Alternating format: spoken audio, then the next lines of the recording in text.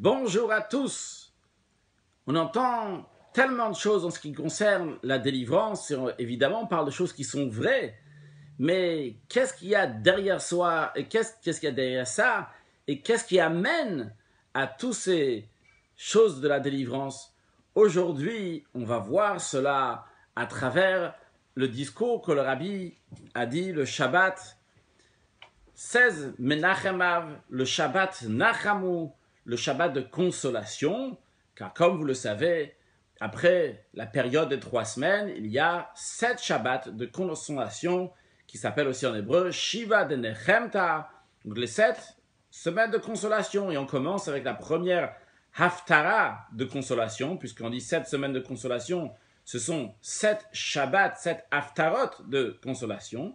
Et la première, c'est Nachamu, Nachamu, Ami, consolez, consolez mon peuple. Donc Dieu dit au prophète, consolez le peuple juif sur la destruction aussi bien du premier temple, aussi bien sur la destruction du deuxième temple, vu que le Shabbat Nachamu est toujours le Shabbat qui est après Tisha B'Av. Alors, on sait en ce qui concerne les Haftarot, que la Haftara, elle vient suite à la lecture de la Torah. Elle est liée avec la lecture de la Torah. Merci, c'est Shmuel. Elle est liée avec la lecture de la Torah qu'on lit le Shabbat. Mais il y a les Haftarot, donc des 3 semaines, et après des 7 semaines, de même après aussi, ça s'appelle Tredit Yuvta, donc 2 de Teshuvah, qui est après Rosh Hashanah. Donc ces Haftarot-là, ils sont les Fiazman Ve'ameora en fonction du temps de l'événement qui se sont passés.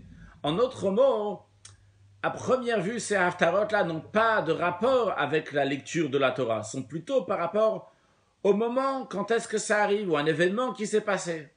Mais le Rabbi nous dit, vu qu'il y a écrit dans le Shnei Luchot Abrit, donc le Shala, le Rabbi Shai Horowitz, qui dit que tous les événements qui se passent dans la semaine, même des événements, pas des événements qui sont liés avec la paracha spécialement, des événements, ils sont liés avec la paracha de la semaine. Alors le Rabbi dit, c'est sûr et certain que l'Haftara fait partie aussi de ces événements-là, qui sont liés avec la paracha de la semaine. Donc en d'autres mots, la paracha de la semaine, c'est parachat Vaetchanan.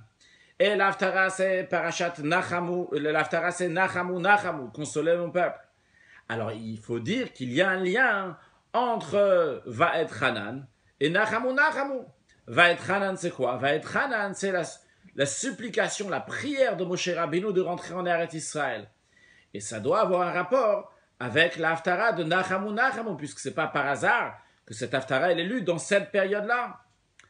Alors, on pourrait dire, le Rabbi dit, que le lien de Nachamu Nachamu avec la Vaetchanan, les supplications, la prière de Moshe Rabbeinu de rentrer en Eretz Israël, c'est simple. Nachamu, Nachamu, Ami, c'est quoi? C'est la consolation, double consolation de Dieu pour le peuple juif. Consolation pour le premier temple qui a été détruit. Consolation pour le deuxième temple qui a été détruit. Comment Dieu y console? Avec un troisième temple. Mais qu'est-ce qu'il a de spécial, ce troisième temple? Cette troisième délivrance, qu'est-ce qu'elle a de spécial? C'est que c'est une délivrance qui est éternelle. Et ce sera un temple qui sera éternel. Et ça, c'est lié directement avec la prière de Moshe Rabbeinu, Vaetchanan. Moshe Rabbeinu, il supplie Dieu de rentrer en Eretz Israël. Si Moshe Rabbeinu serait rentré en Eretz Israël, eh bien, ça aurait été une délivrance qui est éternelle. Un temple qui est éternel. Il n'y aurait jamais eu d'exil après. Et c'est exactement donc le lien avec Nachamu, Nachamu. Nachamu, une double consolation, par un troisième temple, par une troisième délivrance, qui est une délivrance qui est éternelle. Est-ce que Moshe Rabbeinu aussi aurait amené une délivrance qui est éternelle? Donc on voit le lien entre Nachamu, Nachamu et Vaetchanan. On voit le lien entre la Haftara et la paracha de la semaine. Mais le Rabbi dit, a priori, c'est pas exactement ça qu'on voit dans la paracha de la semaine. Vrai que Vaetchanan, vrai que Moshe Rabbeinu, il a demandé, il a supplié Dieu de rentrer en Eretz Israël. Mais concrètement, Moshe Rabbeinu de rentrer en Eretz Israël. Concrètement, Dieu il a dit à Moshe, vas-y, tu vas rentrer en Eretz Israël. Non, Moshe Rabbeinu il dit, s'il te plaît, je veux voir cette terre-là. Et Dieu, il lui répond, il dit, Moshe Rabbeinu il raconte comment Dieu il lui a dit, comment Dieu s'est mis en colère à cause de vous, il ne m'a pas écouté. Il m'a pas écouté. Va yomer Hashem Elai, Dieu m'a dit, al tosef daber Elai yod badavar hazeh, ne me parle plus de cela. Allez, Rosh Pisga monte donc au sommet et de la montagne, il regarde la terre d'Eretz Israël, qui le tavre et yad nazé, tu vas pas traverser le Jourdain. Vetzavet Yehoshua, ordonne Yehoshua, ton successeur, encourage-le, c'est lui qui va faire hériter la terre au peuple juif. En autre mot, le parachat va être Hanan. Qu'est-ce qu'on nous dit concrètement? Pas le mot va être Hanan, pas l'idée de Moshe Rabbeinu si il serait rentré en Eretz Israël. Mais concrètement, qu'est-ce qu'il y a? C'est Yoshua qui rentre en Eretz Israël. Et qui dit Yoshua rentre en terre d'Israël, à ce moment-là, automatiquement, en conséquence, qu'il peut y avoir une situation de galout, d'exil, il peut y avoir une situation de destruction du temple. Et d'ailleurs, comme dans la paracha va être Hanan même, on dit qu'il tolid banim ou banim lorsque tu auras des enfants, des petits-enfants, etc. Et qu'avec le temps, ils vont se détourner du droit chemin, qu'il y aura une destruction. D'ailleurs, c'est la lecture qu'on lit à Tisha B'Av, au début de la semaine, donc avant va être Hanan, c'est cette année, donc en 5751, et cette année 5778. Donc c'est le dimanche qui avant va être Hanan, puisque Tisha B'Av c'était 10 ça, c'était le jour de jeûne, donc c'était un dimanche. Donc, de le cas, quand on dit dans Tolid Banim ou Banim qu'il va y avoir une situation d'exil et de destruction. Donc, quand on dit Yoshua, il est rentré, c'est le contraire de Nachamu Ami, cette double consolation et cette situation de troisième temple qui est éternel. Il n'y a pas de temple qui est éternel ici. Au contraire, il y a une destruction du temple à Yoshua, donc a priori, c'est pas compatible. Le Nachamu, cette double consolation qui représente donc ce troisième Beth Amikdash, cette troisième délivrance. En d'autres mots, ce qui nous intéresse, c'est une délivrance qui est éternelle. C'est pas lié avec le Vaït Hanan, dans lequel c'est Yoshua qui va faire entrer le peuple juif en Eretz Israël.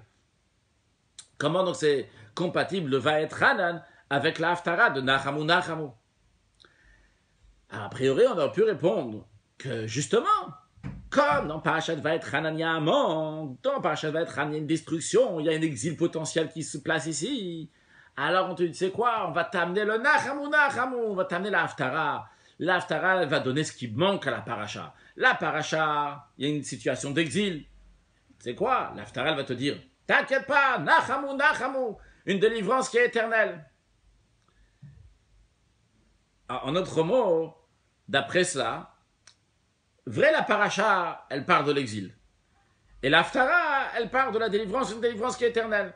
Elle vient compléter, elle vient renforcer ce qui manque dans la paracha. Mais le rabbi dit, c'est plus logique de dire, c'est plus mistaber, c'est plus logique, que dans la paracha elle-même, dans Vaït Hanan, on retrouve la notion de la Haftara. Pas que la Haftara vient compléter quelque chose qu'il n'y a pas dans la paracha, mais dans la Haftara, dans la paracha même, dans Vaït Hanan, on va retrouver la Nechama Bekiflaim, cette double consolation, ce Nachamu.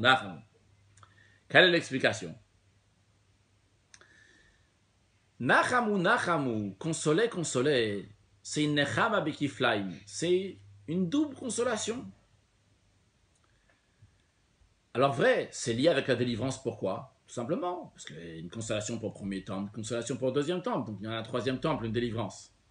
Mais le rabbi dit, Nachamu, le lien avec la délivrance n'est pas seulement par rapport au sens de la consolation qui est double, mais aussi tout simplement le fait que c'est doublé. En hébreu, kefel, et c'est le mot qu'on va employer dans la suite. La notion de kefel, la notion de double, quelque chose qui est répété deux fois. Le fait que c'est répété deux fois, c'est lié avec la délivrance. Il est écrit dans le Midrash que dans l'alphabet, il y a 5 lettres qui sont doublées. Chaf Sofit, Mem Sofit, Nun Sofit, Pe Sofit, Tzadik Sofit. Et le Midrash nous dit que ces 5 lettres-là, qui sont doublées, ils sont liés avec la délivrance. Le Midrash parle de Avraham, Yitzhak et Yaakov pour le Chaf Sofit, Mem Sofit, Nun Sofit. Dans la Sikha, ici, le Rabbi ramène uniquement le verset de Avraham Avinu. Donc, il est dit à propos d'Avraham, il a dit Lech Lecha, va pour toi, va-t'en de ton pays. Dieu l'a sauvé dans l'endroit qui s'appelait Ur Kasdim, dans lequel il a été jeté dans le feu là-bas. Dieu l'a sauvé de cet endroit, il a dit de partir de là-bas. Lech Lecha. On a le Chaf Sofit ici, et le Chaf Sofit, comment il est deux fois? Puis, le Rabbi après donne les exemples, saute les exemples du Midrash sur Yitzhak et Yaakov, passe directement à l'exemple qui est donné pour la délivrance du peuple juif en Égypte. Il y a écrit Pakod Pakati. Souvenir, je me suis souvenu de vous.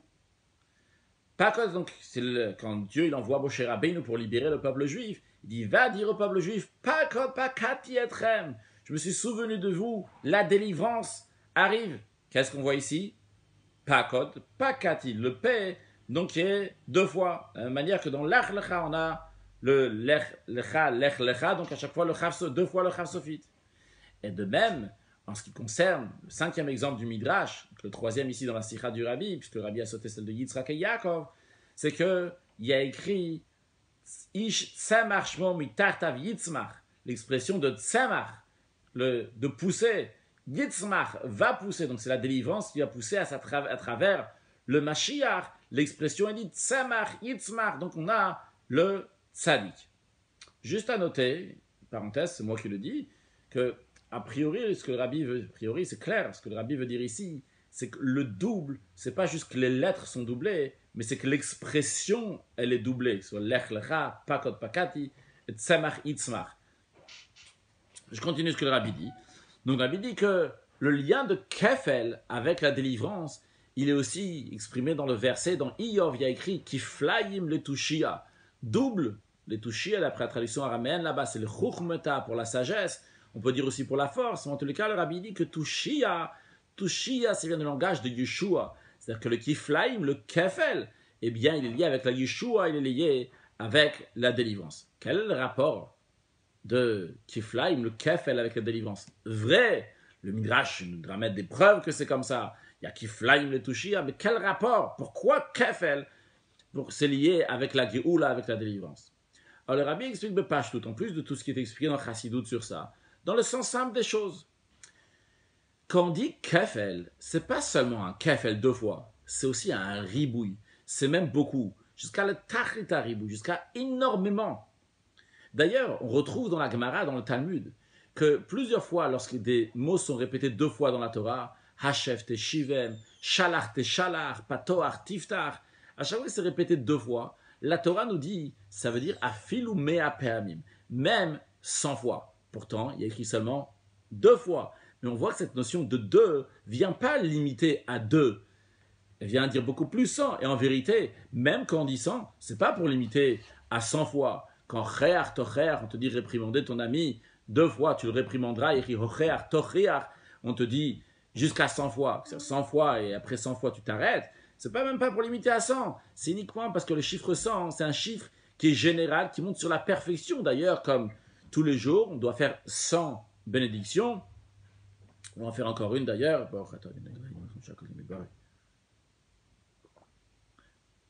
Dans lesquelles sont englobées toutes les bénédictions qui viennent avec, toutes les lumières divines, tous les hamshach, tous les flux divins qui viennent tous les jours, donc qui s'expriment uniquement à travers les 100.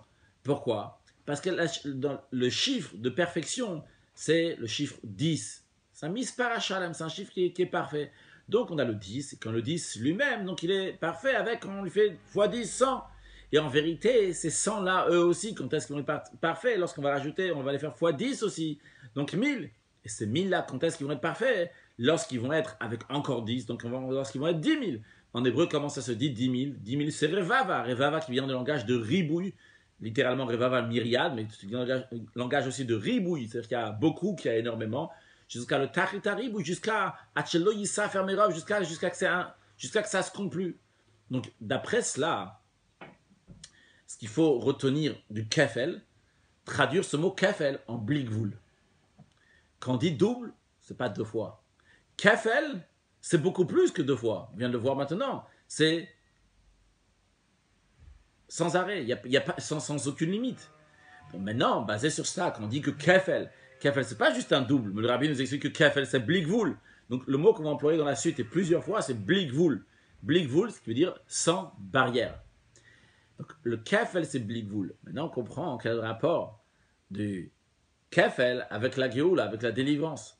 Parce que le point essentiel de la délivrance, c'est quoi? C'est qu'il y aura un dévoilement divin dans ce monde, un dévoilement divin qui est sans limite. Dans le langage de la Kabbalah, de la Chassidut, le Gilouy Or En Sof, le dévoilement de la lumière infinie d'Akadosh Baruch Hu, qui est ce bligvoul, donc qui est sans limite.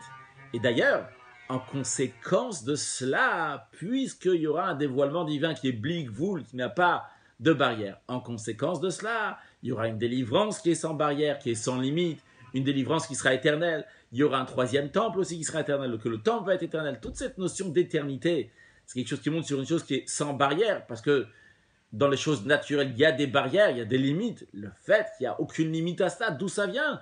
Ça vient du fait qu'un dévoilement divin sera sans aucune limite. Et donc, c'est pour ça aussi que le temple sera sans aucune limite. Pas comme le premier temple, et pas comme le deuxième temple, qui ont été limités. C'est la première délivrance, la deuxième délivrance du peuple juif. Ils ont été un certain moment. Le premier temple a été 410 ans, le deuxième a été 420 ans. Mais ici, on aura sans aucune barrière. Et ça qu'il faut retenir, et ça, le point de la délivrance, c'est que derrière tout ce qu'il va y avoir, c'est pas écrit ici dans la Sira, mais l'idée, c'est que tout ce qui va se passer dans la délivrance, et qu'on entend à propos de la Géoula de la délivrance, ça vient de ce point-là. Ça vient du fait qu'il y aura un dévoilement divin qui est sans aucune barrière. Et à ce moment-là, lorsque les barrières tombent, ou encore plus que ça, comme on va voir dans la suite de la Sira, pas juste que les barrières y tombent, dans chaque chose du monde, avec tout ce qu'il a, avec tous ses critères, dans ça, il y a le blig-voul, l'infini qui rentre. On verra, on va expliquer ça dans la suite. Donc tout va exister, mais avec un blig-voul, avec aucune barrière. Alors, le rabbi explique, maintenant le rabbi continue à expliquer cette notion de kefel, de double, qui représente le blig-voul, comme on le retrouve dans le nachamu nachamu.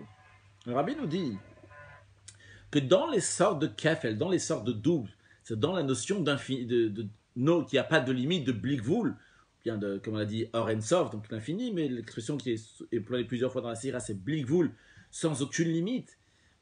Eh bien, dans tous ces kefel-là, dans le nachamu, c'est encore plus souligné la notion de kefel, de double, que dans les autres délivrances. Pourquoi? Dans les autres délivrances, il y a écrit, par exemple celle d'Avraham Avinu, il y a écrit Lech Lecha. Vrai que Lech Lecha, ça s'écrit avec les mêmes lettres, Lamed Chav Sofit et Lamed Chav Sofit. Mais il y a quand même une différence dans le sens et dans la ponctuation aussi bien du Lech que Lecha. Lech, donc c'est avec un segol en dessous et un sheva en dessous, le Chav Sofit. Ça c'est Lech. Lecha, c'est un sheva en dessous le Lamed et un kamatz en dessous le Chav Sofit. Donc Lech, Lecha. Et d'ailleurs le sens aussi est différent. Lech ça veut dire va, Lecha ça veut dire pour toi. Donc vrai que les deux mots sont doublés et s'écrivent de la même manière. Mais il y a une différence entre Lech et Lecha. Lecha c'est pour toi, jusqu'à même ça englobe aussi. Donc Lecha pour toi, pour ta Géoula, pour ta délivrance. Donc c'est pas exactement le même double. Vrai, il y a un kefel, mais pas exactement le même. De même lorsqu'il s'agit de pakod pakati. Vrai que pakod et pakati, il y a la même racine, il y a le même mot qui est répété. Mais il y a une différence. Pakod, ça veut dire, c'est la racine de délivrance. Et pakati, c'est que Hachem va, quand on dit pakod, la délivrance, c'est se souvenir, se souvenir, donc il amène la délivrance. Et donc pakati, c'est le fait qu'Akadosh Baruch Hu est en train de faire maintenant se souvenir et d'amener la délivrance. Donc il y a la racine du mot, après comme le mot il est conjugué. De même lorsqu'on dit tzemach et yitzmach, pour notre délivrance à nous, que tzemach, c'est la pousse, donc c'est pousser. Yitzmach, c'est qu'il va pousser. Oui, d'ailleurs, dans l'Arabie, avant, donc, il ramène le Midrash, il écrit à propos de la quatrième délivrance. Est-ce que dans les notes aussi, est-ce que dans certaines Midrashim, il y a écrit la quatrième délivrance ou pas la quatrième, il n'y a pas écrit la quatrième délivrance. En tous les cas, ça s'agit de notre délivrance, de tzemach, yitzmach. Donc, on a la source et on a l'action qui est faite lorsque c'est conjugué. Par contre, lorsqu'il s'agit de nachamu, il n'y a pas de différence entre le premier nachamu et le deuxième nachamu. Ce sont exactement le même mot et sont exactement le même sens. Ok, alors que ça change. Okay. Vrai, là c'est un kefel qui est plus fort que l'autre kefel. Mais tous ces deux kefel, c'est quoi la différence maintenant s'il y a un kefel qui est exactement le même ou le kefel qui n'est pas exactement le même? Alors le rabbi explique, lorsque le kefel n'est pas exactement le même, ça veut dire, on te dit, vrai, il y a le kefel ici, il y a la puissance du kefel, il y a la particularité du kefel. Mais tu sais quoi?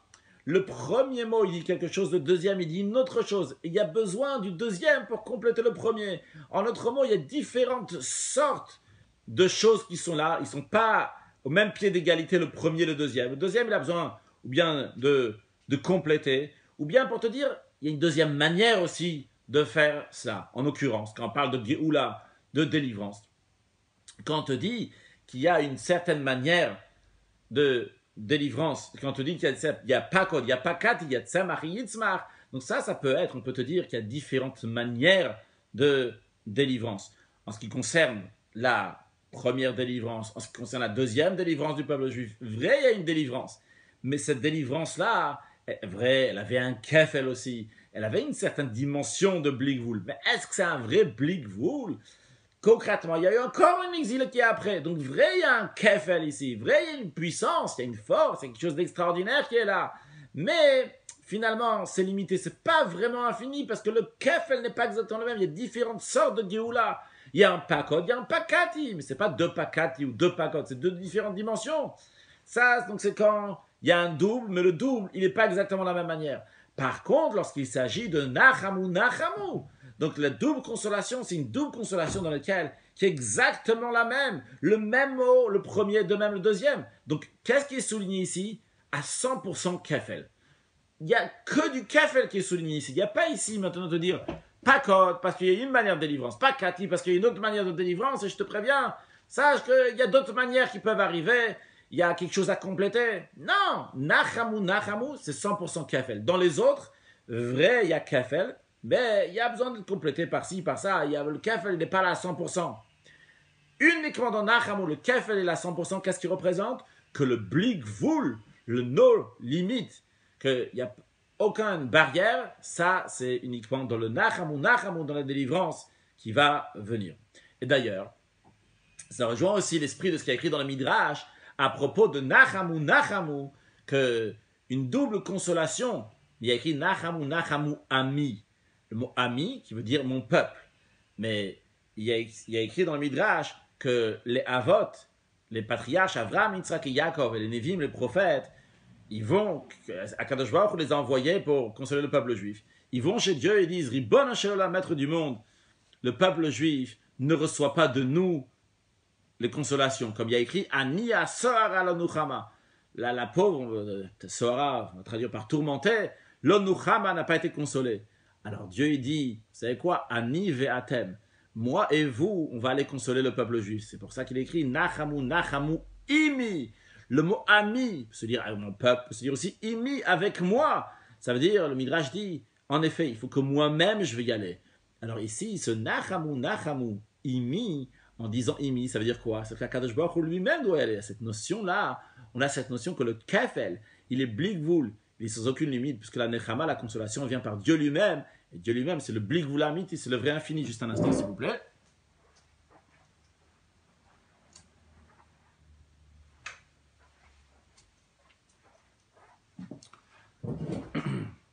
Merci. Donc, quelle est l'explication, de manière plus détaillée, de ce Nachamu Nachamu?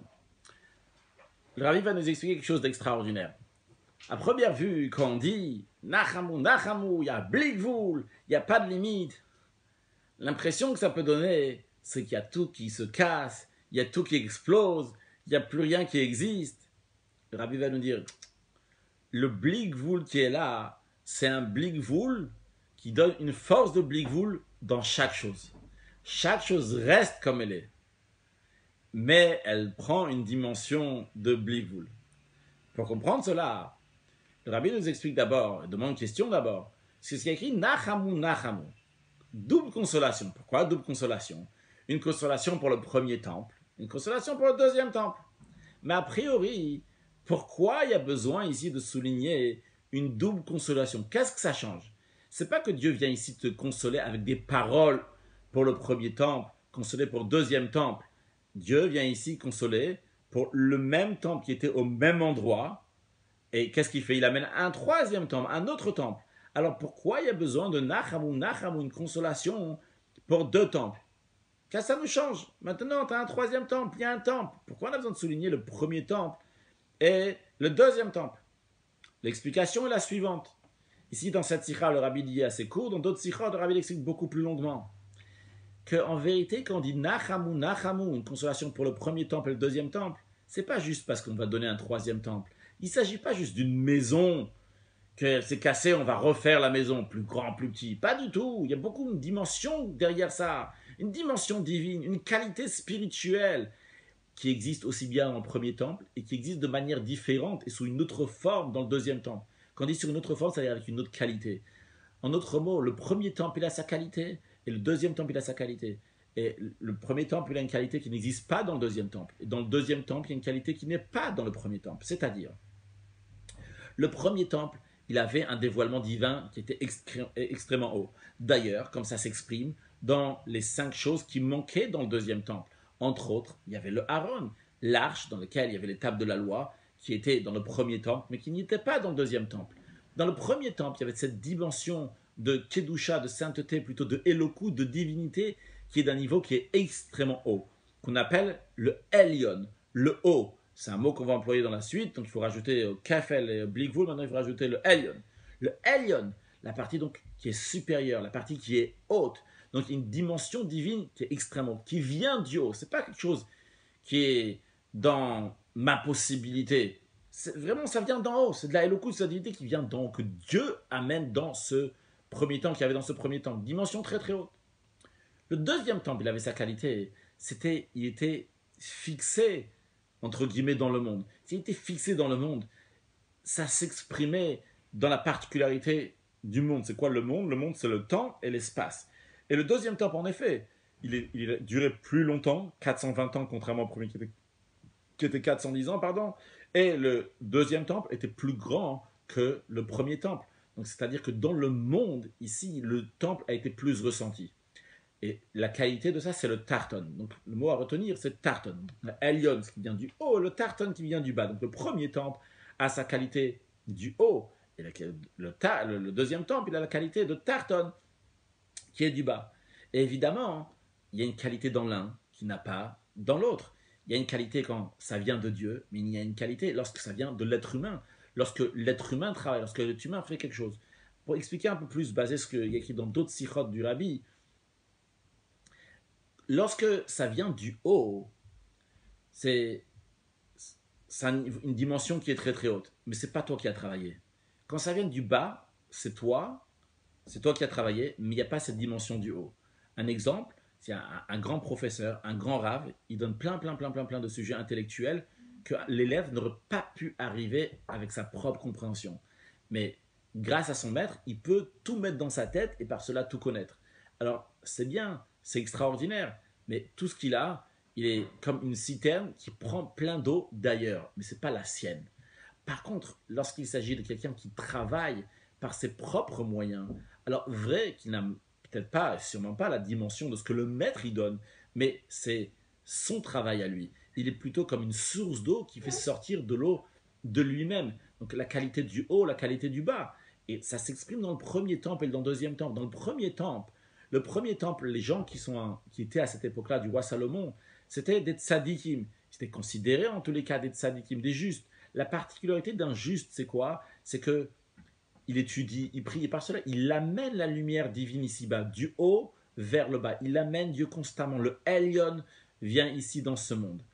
Donc, eux, ils étaient, à l'époque du roi Salomon, ils n'étaient pas partis en exil, ils n'avaient pas fauté. Donc, ils étaient là-bas, ils avaient le premier temple. Par contre, le deuxième temple vient à la suite de l'exil du peuple juif, qui ont fauté et qui maintenant se sont repentis, reviennent vers Dieu. Le fait de revenir vers Dieu, c'est que le tarton, ce qui est bas, monte vers le Elyon, repart vers le haut. Donc il y a la qualité du premier temple et il y a la qualité du deuxième temple. Alors basé sur cela, le rabbi nous explique ici, quand on dit Nachamu, Nachamu, une double consolation pour le premier temple et pour le deuxième temple, c'est pas juste pour 2 maisons, c'est ici pour 2 dimensions. La qualité du haut du Elyon et la qualité du Tarton. Chacun donne une qualité. Et quand il va y avoir le Beit Shlish et le troisième temple, ce troisième temple-là va avoir aussi bien la qualité du premier et du deuxième, et des 2 en même temps. C'est quoi le troisième? Le 3 qui prend le 1, qui prend le 2, et qui les fait fusionner en même temps. C'est-à-dire qu'il y a une dimension divine qui est extrêmement haute. Il y a, dans ce monde-là, ça rentre de manière complètement intérieure, et ça reste éternel. Dans l'exemple qu'on a ramené d'une autre sikha du Rabbi tout à l'heure, donc avec le professeur, avec le Rav et l'élève, si vous voulez, c'est que maintenant, l'élève, il a toutes les qualités du Rav. Donc c'est un élève, mais il a maintenant une tête comme son maître. Donc, et il a la qualité que lui-même, il est en train de travailler. Et il a aussi donc, toute la particularité, le sujet intellectuel de son maître. Ici, le troisième temps englobe les 2 en même temps, englobe le maître et l'élève. prend les deux en même temps et le font fusionner. C'est la raison pour laquelle il y a besoin d'une consolation aussi bien pour le premier temple que pour le deuxième temple. Parce que si tu es consolé seulement pour le deuxième, tu n'as pas la qualité du premier. Et le troisième, ce ne sera pas seulement un baït shlishi. Mais comme le Rabbi ramène plusieurs fois dans la sikha, un baït meshulash. Un baït meshulash, ça veut dire une maison qui est triplée. C'est-à-dire qu'il y a les trois qualités en même temps. Trois qualités, la qualité du haut, la qualité du bas, et la qualité d'unir le haut et le bas en même temps. Alors, vu qu'on a les deux consolations sur le premier temple et deuxième temple qui sont en allusion dans le mot Nachamu, Nachamu, donc on a dit que Kefel, ça représente le Bligvoul, qu'il n'y a pas de barrière. Alors maintenant, qu'est-ce que ça veut dire qu'il y a un Kefel, qu'il y a un Bligvoul? Là, ça arrive, la chose extraordinaire que le Rabbi nous dit, ça veut dire que on a toutes les qualités du Baïd Rishon, du premier temple, de manière de Bligvoul. Toutes les qualités du Baïd Sheni, de manière de Bligvoul. En d'autres mots, le troisième temple, c'est quoi son inyan, c'est quoi son sujet, c'est quoi son point? C'est le Bligvoul. Et vu qu'il n'y a plus de limite maintenant, alors quand il n'y a plus de limite, il y a la perfection de tout. Quand il y a cette différence-là entre l'un et l'autre, c'est qu'il y a des limites. Au moment où on lève les limites, Bligvoul, à ce moment-là, le haut et le bas peuvent fusionner en même temps à 100%. Donc, c'est pas qu'il n'y a plus de haut, c'est pas qu'il n'y a plus de bas, c'est pas qu'il y en a un qui explose, qui disparaît, qu'il n'y a plus de place pour lui parce que maintenant il n'y a plus de barrière. Vu qu'il n'y a plus de barrière, tu n'as plus ta place. Pas du tout. Chaque chose garde sa place, mais avec cette qualité aussi de Hederak Bala, sans aucune limite. C'est très profond et c'est très fort. C'est-à-dire que chaque chose a sa particularité. Le premier, il garde sa particularité. Le deuxième, il garde sa particularité. Mais il y a le Bligvoul. Je vais rajouter une parenthèse que chacun il a sa place dans le monde. On peut penser que Mashiach va venir avoir ma place. Et il y a des gens qui ont peur. Dans une autre sikha, je suis en Tachin Trafé. Rabbi a dit une fois, un homme simple, il ne comprend pas, il veut Mashiach, mais il voit que le président, il ne veut pas Mashiach. Parce qu'il va perdre, il ne veut plus le président. Que le rabbin, il a peur que peut-être Mashiach, il va venir, il ne va pas faire tenir son discours. Il a peur de faire Mashiach. Pourquoi il veut Mashiach? Alors, en tous les cas, pour revenir dans l'idée d'esprit comme on peut en déduire de là, t'inquiète pas, tu auras ton Bligvoul de président, tu auras ton Bligvoul de rabbin, tu auras ton Bligvoul de tout. Tu vas rester ce que tu es, tu vas rester avec les qualités que tu as. Mais dans ça, il y aura Hederak, voilà, ça va fusionner en effet avec toutes les autres bonnes choses qu'il y a dans le monde. Bligvoul sans aucune limite. Donc dans le cas, revenons à ce que le Rabbi disait ici, c'est qu'il y a le Bligvoul du haut et le Bligvoul du bas. Les deux gardent leur qualité. Le premier temple, le deuxième temple du Elyon et du Tarton, mais seulement c'est le Bligvoul. Pourquoi? Parce que le point central, la colonne vertébrale, le sujet de Mashiach, c'est quoi? C'est le dévoilement de Dieu ici sur terre, le Bligvoul. Et en conséquence de ça, vu qu'il y a Hederak, Bala, il n'y a plus de limite, eh bien, il peut y avoir toutes ces bonnes choses qui arrivent dans le monde. Maintenant, une fois qu'on a expliqué cette notion générale de Kefel et comment Kefel c'est Bligvoul, et ça c'est le sujet de Nachamu, d'une double consolation, le Rabbi vient expliquer aussi le rapport avec la paracha de Vaetranan. Un des sujets essentiels de la paracha de Vaetranan, c'est le fait qu'on retrouve les 10 commandements. Les 10 commandements, on les a déjà vus dans la paracha de Yitro. Ici, seulement quoi? Dans la paracha de Vaetranan, ils sont répétés tous les détails des 10 commandements. Donc les 10 commandements, c'est quelque chose qui englobe toute la Torah. Et de manière générale, ils sont tous répétés. Et j'ai quelques petites différences. Le Rabbi ramène dans la note du Balatourim qui a 17 mots qui sont différents. 17 Begematria Tov, la valeur numérique de bien, et le Shamor, Zahor, etc. Mais en tous les cas, de manière générale, on retrouve donc un double Aseret Adibra, un double 10 commandements. Quel est le sens de ce double-là de 10 commandements? On sait qu'il y a les premières tables de la loi et il y a les deuxièmes tables de la loi. Les premières tables de la loi, c'est lorsque Moshe Rabbeinu est revenu au bout de 40 jours, il voulait donner les tables de la loi. À qui il voulait les donner? À des tzadikim, à des juifs qui n'avaient jamais fauté, à des juifs qui venaient de recevoir la Torah et ils s'étaient convertis à ce moment-là. Et quand quelqu'un il se convertit, il est comme un enfant qui vient de naître, donc il est entièrement pur, il n'a aucune faute. Donc le peuple juif, c'était des tzadikim au moment du don de la Torah. Moshe Rabbeinu a préparé, ça, Dieu, Moshe Rabbeinu a préparé ces tables de la loi pour des tzadikim, pour des justes. Lorsqu'il est arrivé, il a vu que les juifs ont fauté. Donc, ces tables-là, il les a brisées. Et finalement, après encore du temps, Moshe Rabbeinu est revenu avec les deuxièmes tables de la loi qu'il a données au Baal et Teshuvah, donc à ceux qui avaient fait Teshuvah. Ils avaient fauté à la faute du Vaudor, ils avaient fait Teshuvah, ils se sont repentis. Et maintenant, Moshe Rabbeinu leur donne les deuxièmes tables de la loi. En d'autres mots, la différence entre les premiers tables de la loi et les deuxièmes, c'est la différence entre le Elyon et le Tarton. Les premières tables de la loi, ils sont liés avec le Elyon. Les deuxièmes tables de la loi, ils sont liés avec le Tarton. Les premières tables de la loi, ils sont liés avec des tzadikim, donc un niveau qui est haut, du haut vers le bas, Elyon. Les deuxièmes, ils sont liés avec le Tarton, avec celui qui est du bas vers le haut. Alors le Rabbi dit, dans cet même esprit-là, c'est le premier 10 commandements et le deuxième 10 commandements. Pourquoi? A priori, c'est le même 10 commandements. Il n'y a pas ici 2 fois 10 commandements. Il y a seulement une fois 10 commandements. Mais dans le contexte, quand est-ce que viennent ces 10 commandements? Dans les premiers 10 commandements, on a donné tout simplement les louchot. On a tout simplement donné les 10 commandements au peuple juif. Comme on a dit tout à l'heure, c'était des tzadikim. Par contre, ici, dans Parashat va être Hanan, lorsque Moshe Rabbeinu répète les 10 commandements au peuple juif, ça vient à la suite des Divrei Torah, à la suite des réprimandes de Moshe Rabbeinu au peuple juif. Le fait, ça vient à la suite des réprimandes de Moshe Rabbeinu au peuple juif. Il y a de quoi réprimander ici, il y a de quoi faire tchouva. Et on te dit donc que la personne, elle fait tchouva et par cela reçoit entre guillemets une deuxième fois les deuxièmes tables de la loi. D'ailleurs, cette différence-là, le Rabbi ramène dans les notes plein de versets. Je vais juste dire quelques-uns. Vous n'avez pas mes lunettes, il faut rapprocher un peu. Donc, dans la paracha de Yitro, le Rabbi dit, on retrouve que le point essentiel, c'est le dévoilement divin qui vient du haut vers le bas, constamment. C'est le dévoilement de Dieu. C'est pas ici l'être humain, c'est pas le peuple juif qui est souligné, c'est le Elyon, c'est Dieu. De manière, ça casse l'existence du bas. On nous dit, il y a eu du tonnerre, des éclairs, le son du chauffard très fort, tout le peuple a tremblé. Ça, ils sont écrasés. Le mont Sinaï était en fumée parce que Dieu est descendu sur le feu. Dieu qui descend. Tout le monde a tremblé. Pardon, la montagne a tremblé.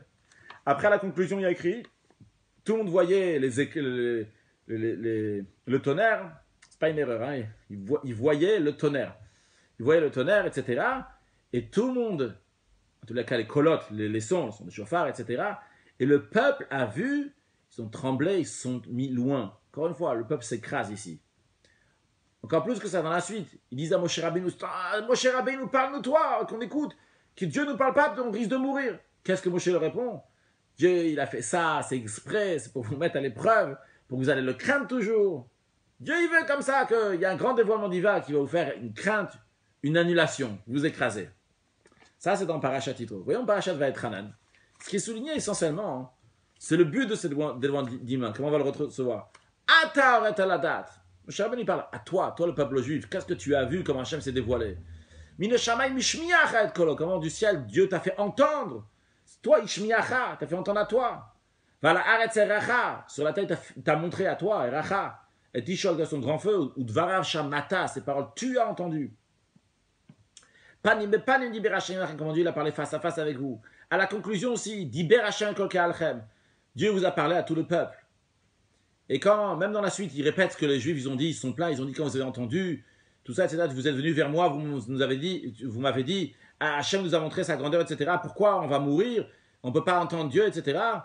Hachem, il a écouté vos paroles. Ce qui est souligné ici, c'est pas Dieu veut vous mettre à l'épreuve, comme il a dit à Parashat Yitro. Dieu il a écouté vos paroles. Il m'a dit, j'ai entendu, ils ont dit, tu vois, cher Divio, ils ont bien parlé. Ça veut dire que ce qui est souligné dans le Parashat Hanan, c'est le Tarton, c'est la partie du bas. On voit vraiment dans les versets, et Parashat Yitro Hanan, comment ces deux Aseret Adibrod qui sont présentés de différents angles. Les deux existent, le Elyon et le Tarton. C'est la question, qu'est-ce qui est plus souligné? Alors, dans Parashat Hanan, ce qui est souligné, donc, c'est plutôt le Tarton. Mais quand même, le Rabbi dit, c'est pas vraiment ça. Ça, c'est pas vraiment ça. Dans Parashat Hanan, on ne nous parle pas que Moshe Rabbeinu a brisé les tables de la loi. Bien que Moshe Rabbeinu a brisé les tables de la loi, quoi qu'il arrive, il les a brisées. Mais on ne parle pas qu'il a brisé les tables de la loi.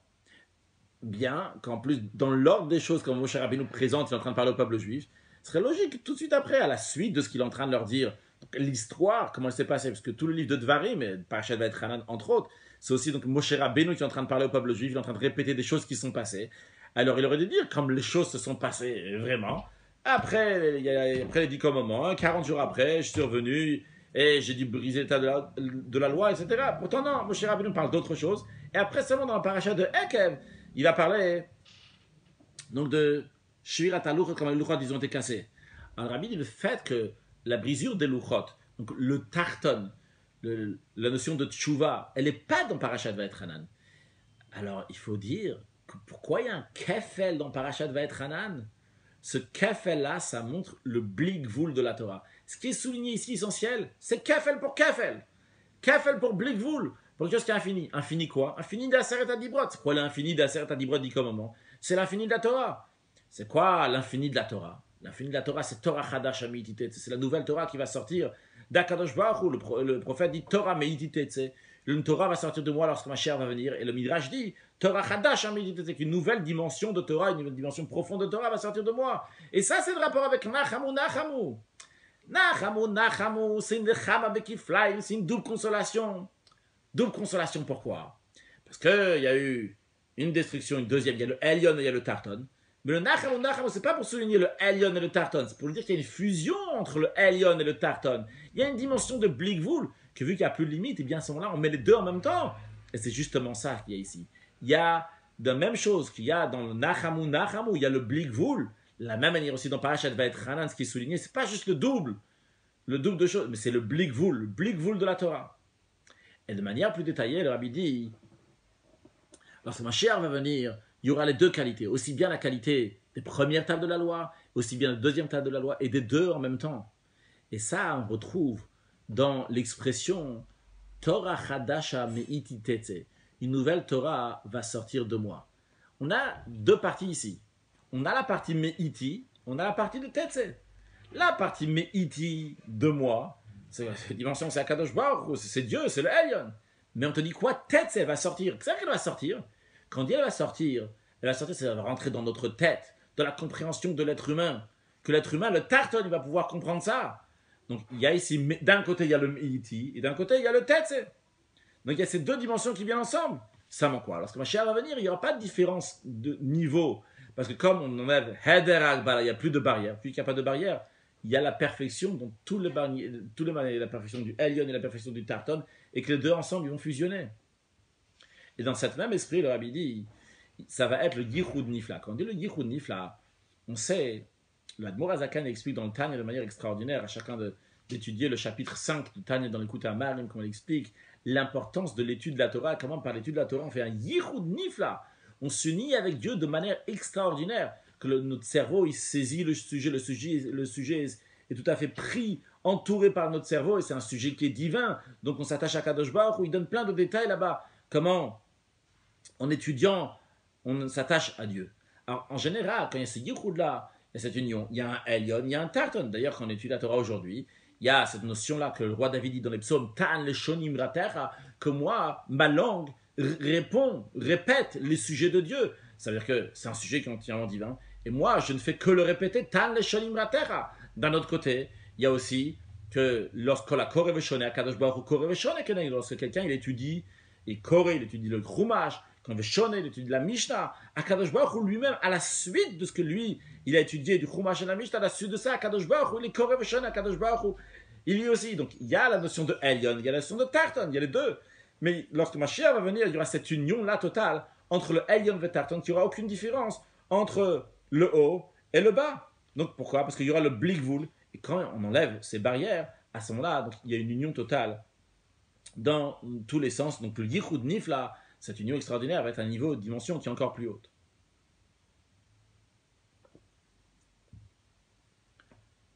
Donc on a compris en tous les cas le lien entre Nachamu et Vaetchanan. Nachamu, c'est quoi? C'est le Blikvoul, c'est l'infini, c'est le Kefel qui représente le Blikvoul, le aucune limite. Et ça aussi, donc c'est le aucune limite, le Blikvoul qu'il y a dans la Torah, puisque dans Vaetchanan, il y a Kefel, il y a le double de la Aseret Adibrot, et qui fait référence particulièrement au Torah Chadash Amitite, c'est à l'étude infinie de la Torah. Nouvelle Torah dans la dimension qui va lorsque Mashiach va venir. Le Rabbi explique maintenant, de la même manière aussi en ce qui concerne la demande de Moshe Rabbeinu de rentrer en Eretz Israël. Donc Moshe Rabbeinu finalement, c'est pas lui qui a rentré les Bnei Israël en Eretz Israël, c'est Yoshua. Une des raisons pourquoi c'est passé comme cela, que Akadosh Baruch Hu lui a dit le Tavar et Hayar de Nazé, toi Moshe Rabbeinu tu vas pas passer le Jourdain, avec Tzavet Yeshua, ordonne Yeshua, etc. Qui Rouyan Chilotam et c'est lui qui va faire hériter la terre de Bnei Israël. Pourquoi Moshe Rabbeinu ferait rentrer les Bnei Israël en Eretz Israël, ça serait au top niveau, une délivrance qui est éternelle, un temps qui est éternel. Pourquoi passer par Yeshua? Pourquoi faire passer par Yeshua et après il y aura encore une destruction, encore un exil? Rabbi dit parce qu'il y a une qualité quand on va rentrer par Yeshua. D'abord le point, après le développer, le point, c'est que rentrer par Yeshua, il y a la qualité du Tarton. Le Tarton ici il est souligné. on voit, quand Yeshua rentre en Eretz Israël, déjà pour faire la conquête, ça a mis 7 ans. Après pour faire le partage, ça a mis encore 7 ans. Il y a tout, ici un processus qu'il faut passer, un processus qui est tout à fait naturel, pas de règles de nature. Prendre 7 ans, encore 7 ans. Et en plus, même quand Yeshua il a quitté le monde, la conquête n'était pas encore finie. Et comme il y a écrit, quand Yeshua il est mort, ils ont demandé à Hachem qui va monter en premier donc pour faire la guerre, pour faire la conquête des territoires qui restent. La réponse était que Yehuda doit aller. Yehuda il a dit à Shimon, viens avec moi pour faire la conquête de mon territoire, et quand on fera la conquête de ton territoire, je viendrai aussi avec toi. C'est-à-dire qu'on voit de là que la conquête n'a pas été si facile. C'est passé par les règles de la nature. Et ça, c'est quelque chose qui est tout à fait normal, parce que quand on fait le birour du tartan, on raffine le bas. Le raffinement du bas, c'est tout un processus, et il faut travailler étape par étape, jusqu'à qu'on arrive à ce qu'il faut, qu'on se travaille à nous-mêmes aussi, qu'on travaille à nous-mêmes. Il faut un ribouzman, il faut du temps, c'est étape par étape, du travail, encore du travail. Ça, c'est l'entrée par Yoshua. Rabbi dit, en plus, que cette perfection, même après la perfection, donc de la conquête de la terre, le partage de la terre d'Israël, la première fois, après ça, les Bnei Israël sont partis en galoute, ils sont partis en exil. Ils ne sont pas juste partis en exil pour 70 ans seulement, le premier temple et le deuxième temple, ils sont partis en exil aussi pendant des années, presque 2000 ans qu'on est dans cet exil-là. Quel est le but de ça? Encore une fois, c'est pour le travail du tarton, pour le travail du bas. C'est quoi? Pour ce qui s'appelle le travail des birurani tzotzot, le raffinement des étincelles. Lorsque Dieu il a créé le monde, il a mis entre guillemets des étincelles divines, la lumière divine dans ces choses matérielles. Et nous, on doit faire un birur, on doit faire un tri, on doit élever ces choses qui se trouvent dans la matière, qui sont positives, qui sont bien, qui sont divins, on doit les élever à Kadosh Baruch Hu. D'ailleurs, c'est aussi l'explication de ce qui est écrit dans la Gemara, que le Higla Kadosh Baruch Hu, que la raison pourquoi Hachem il a envoyé les nations, les juifs parmi les nations, c'est pour que des guérim, pour des convertis vont se rajouter. Donc c'est pas dans Chassidut c'est expliqué que c'est quoi cette notion de guérim, de convertis. C'est-à-dire qu'il y a des choses à convertir dans la matière. Il y a des étincelles divines qui se trouvent dans la matière. Il faut les convertir entre guillemets, qu'il faut les donner, qui vont devenir pour Akadosh Baruch Hu, de langage connu de la Chassidut, c'est de faire de Chutz Laaretz, Eretz Israël, de faire de l'endroit où on se trouve un Eretz Israël, une terre qui est sainte. Et après, par tout le travail qu'on fait dans l'exil, par le biura tarton, par le travail qu'on fait avec le bas, à ce moment-là, on rentre la délivrance totale en Eretz Israël. Et à ce moment-là, il y a toutes les qualités en même temps, aussi bien la qualité du haut, aussi bien la qualité du bas. Et il y a une geoula, une exil, une délivrance qui n'a pas d'exil après. C'est-à-dire, en autre mot, ce que Rabbi est en train de dire ici, s'il y avait uniquement, c'est rentré par Moshe Rabbeinu, on n'aurait pas eu la qualité du tarton, on n'aurait pas eu la qualité du bas. Pour que ce soit vraiment quelque chose qui est bon, qui a un blick-voul, de aucune limite dans tout, il faut qu'il y ait un tarton. Le tarton, il existe. Il a fait un travail, il a fait quelque chose. Et dans ce tarton-là, tu vas le mettre du blick-voul, et tu vas le faire fusionner avec le Elyon aussi, etc. Donc si on s'est rentré par Moshe Rabbeinu, il n'y a pas eu la qualité de tarton. Et c'est pour ça qu'il fallait rentrer. La qualité qu'il y a par Yeshua, c'est la qualité du tarton. Et encore une fois, quand on dit qualité par Yeshua, c'est pas juste la qualité au moment même de rentrer en Eretz Israël par Yeshua. C'est les 3000 ans qu'il y a après, tout l'exil et tout le travail qu'il y a après, qui est lié essentiellement avec le tarton, avec le travail qu'il y a par le bas. De ça, on comprend ce qui concerne la paracha de Vaetchanan. Là, le rabbi vient répondre à la question, le rapport entre Nachamu et Vaetchanan. A priori, on a dit, c'est Yeshua qui rentre, c'est le galout, c'est l'exil, le choban, la destruction qui va arriver, un potentiel d'exil. Alors, oui, le rapport avec Nachamu, une délivrance qui est éternelle, avec un temple qui est éternel. Là, maintenant, on comprend le rapport. Parce que dans Parashat Vaetchanan, si tu vois des lunettes un peu plus profondes, tu vois ici, il s'agit de quelque chose d'autre. Ici, il s'agit d'amener une délivrance qui est éternelle. Pour qu'il y ait cette délivrance qui est éternelle, et pour que cette délivrance soit parfaite, qu'il y a blik-vous le heder akbala, pour cela, il y a besoin de passer par le tartan. Il y a besoin justement de rentrer en Eretz Israël par Yeshua, pas par Moshe Rabbeinu. Et par cela, on rentre en Eretz Israël après de manière de blikvul, nechama bekiflaim. Et comme on a dit, que vu qu'il y a plus de limites, alors à ce moment-là, il y a la shleimut, la perfection, dans toutes les possibilités, dans tous les inyanim, dans tous les sujets. Le Rabbeinu dit que l'on rentre en Eretz Israël, on fait la conquête de Eretz Israël tout de suite. Et pas comme c'était lorsqu'ils sont entrés en Eretz Israël, ça a duré 14 ans, et qu'après il fallait faire encore plein de choses, etc. Pour amener des bikurim, on voit dans la paracha que pour amener les prémices dans la paracha Kitavo, pour amener les prémices, il faut d'abord faire la conquête, d'abord le partage. Non, tout de suite on rentre en Eretz Israël, et tout de suite on peut amener des prémices, parce qu'en plus il y a écrit que Mashiach va venir,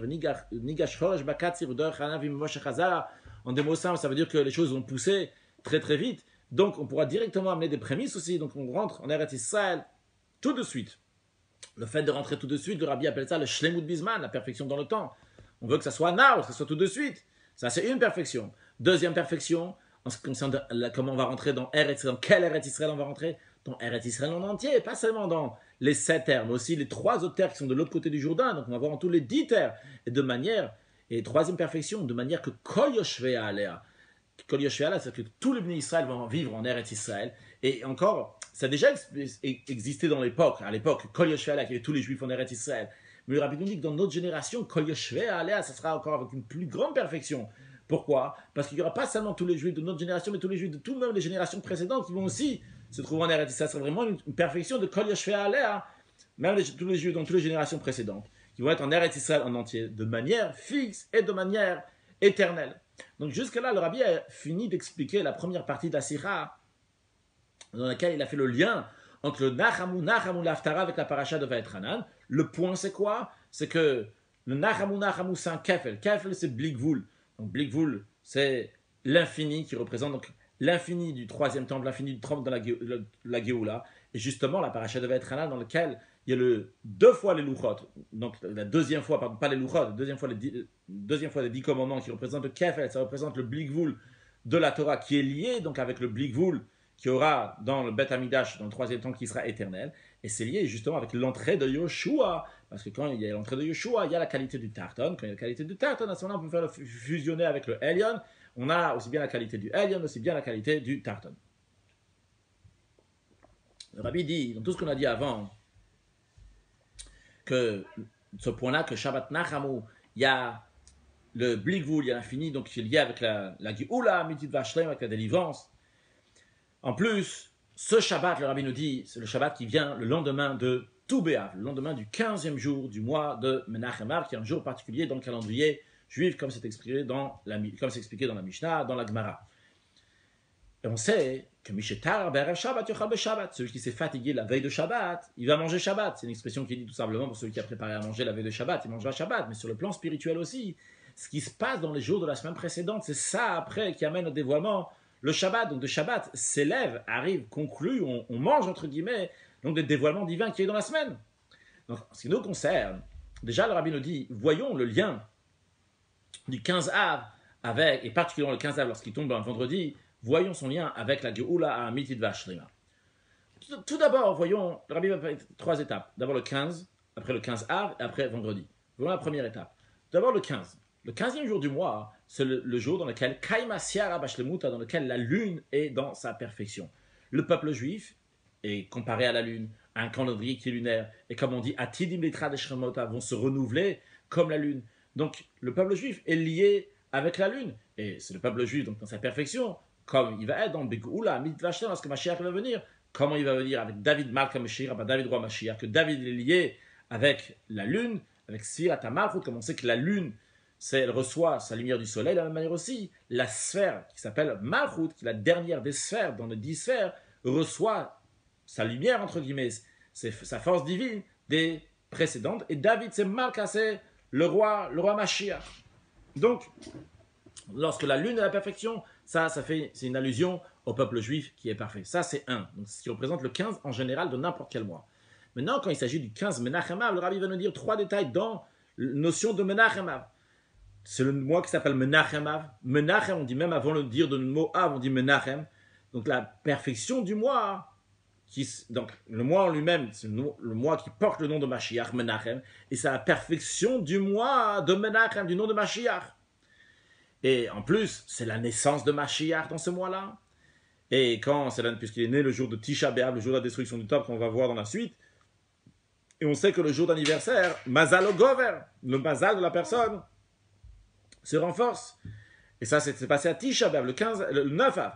Mais lorsque ça arrive le 15 Av, à ce moment-là se dévoile la naissance du Mashiach qui était le 9 Av. D'ailleurs, comme c'est le cas en ce qui concerne la raison, entre guillemets, je ne vais pas dire technique, mais en tout cas une des raisons concrètes pourquoi on fait le 15 Av, c'est que pendant 40 ans dans le désert, les Juifs mouraient le 9 Av. Il y avait 600 000 Juifs qui devaient mourir parce qu'ils avaient du mal sur Eretz Israël, sur 40 ans. Chaque année, il y avait 15 000 qui mouraient. Et lorsqu'est arrivée la dernière année, il en restait encore 15 000. Le 9 av, ils sont partis dormir, ils sont encore réveillés le lendemain matin. Ils se sont dit, peut-être on a mal fait le calcul, parce qu'ils n'avaient pas de calendrier, ils regardaient la lune. Donc comme ça, le 10, le 11, le 12, lorsque c'est arrivé le 15. Le 15, ils ont vu que la lune, elle est entière. Alors, ils ont dit, la lune, elle est entière. C'est sûr que nous, on s'est trompé. On a fait une erreur. Pardon, c'est sûr qu'on ne s'est pas trompé. On ne s'est pas trompé. Et en effet, Dieu nous a épargnés. Donc quand est-ce que c'est dévoilé? Quand est-ce que c'est arrêté? Ils ont arrêté de mourir, c'était le 9 av. Quand est-ce que c'est dévoilé? C'était le 15 av. Donc le 15e jour du mois de Menachem Av se dévoile la naissance du Mashiach, qui était le 9e jour du mois de Av. Et en plus, une troisième chose, dans le mois de Av, c'est quoi? C'est le fait, c'est le Mazal Aryeh, c'est le zodiaque du lion. Alors, surtout ce qui nous intéresse, c'est qu'il y a écrit que Yavo Aryeh, le Mazal Aryeh, vivne Ariel, que va venir le lion à Kadosh Baruch, ou dans le Mazal, dans le zodiaque du lion, et reconstruire le Ariel, donc le temple qui est appelé lion. Donc on voit ici que c'est souligné la notion de reconstruire le Beth Amikdash dans ce mois de Av. Donc ça c'est la particularité du mois de Av. Donc ça dans le Chamisha Asar Menachem, c'est la perfection du mois d'Av sur toutes ces choses-là qu'on voit par rapport au nom de Menachem Av. En plus de ça, le troisième point, on n'a pas le premier point, c'était le 15 du mois. Le deuxième, c'est la particularité du 15 dans Menachem Av. Et troisième chose, le 15 Menachem Av, cette année donc tombe un vendredi. Lorsqu'elle tombe un vendredi, c'est la naissance de qui? Qui est-ce qui a été créé ce jour-là? C'est Adam Arishon. Il a été créé vendredi. Pourquoi il a été créé vendredi? Le Talmud nous dit, c'est pour qu'il va rentrer dans le monde et le repas sera prêt. C'est-à-dire qu'il aura de quoi manger, que tout est prêt, tout a été créé avant lui. Lui, il arrive, tout est prêt, l'Isséouda pour le repas. Cela fait allusion au 6e millénaire, puisqu'on sait que chaque jour de la semaine, ça correspond à un millénaire. Et donc le 6e jour de la semaine, donc le vendredi, ça représente le 6e millénaire dans lequel on se trouve actuellement. Donc c'est le 6e millénaire dans lequel Hakol Mouchan Lesouda, il y a tout qui est prêt pour le repas. Pour quel repas? Pour le repas du Shorabar et de Léviathan, le repas qu'on va faire lorsque Mashiach va venir. Quand est-ce qu'on va faire ce repas-là? Donc Bigam Shekul le Shabbat, Nuchal Chayolam, un jour qui sera entièrement de repos. Donc le jour que Mashiach va venir. Dans le millénaire du Mashiach. Donc ça c'est juste la particularité de ces choses, du 15, du mois de Menachem, du 15 Menachem Av, et de vendredi. Non, le Rabbi va nous dire que dans ces trois sujets-là, on retrouve l'infini qu'il y a dans ça. Le Blikvul qu'on a dit avant, qu'on retrouve dans la paracha de Vaïtranan, qu'on trouve dans Nachamu, on retrouve aussi dans le 15 Menachem Av, et dans le vendredi que tout est prêt pour le repas. En ce qui concerne le 15 du mois, pourquoi la lune elle est pleine? C'est parce que la lune elle est face au soleil. Ça s'appelle donc le fait qu'il y a Kaim Asiar Abashlemuta, que la lune elle est entièrement dans sa perfection, la lumière entière, c'est parce que là, il y a le Yichud Shim Shavesiar, il y a l'union entre le soleil et la lune. Cette notion d'union entre le soleil et la lune, sur le plan spirituel, dans le plan de la Kabbalah, ça représente des niveaux spirituels qui fusionnent ensemble, le niveau du haut et du bas qui fusionnent ensemble. Je ne vais pas expliquer maintenant, mais pour ceux qui connaissent, c'est le lien entre Sovev et Memale, le lien entre Makif et Pnimi, donc une dimension qui est plus haute et une dimension qui est plus basse. Et bien sûr, chacun a sa qualité, comme on a vu tout à l'heure, la différence entre le Elyon et le Tarton, et comment le Elyon et le Tarton fusionnent ensemble, parce que la lune et le soleil fusionnent ensemble. Et jusqu'à que ça, c'est une préparation pour les temps futurs. Dans les temps futurs, lorsque le Kaya écrit Vehaya oralvana korachama, la lumière de la lune va être comme la lumière du soleil, etc.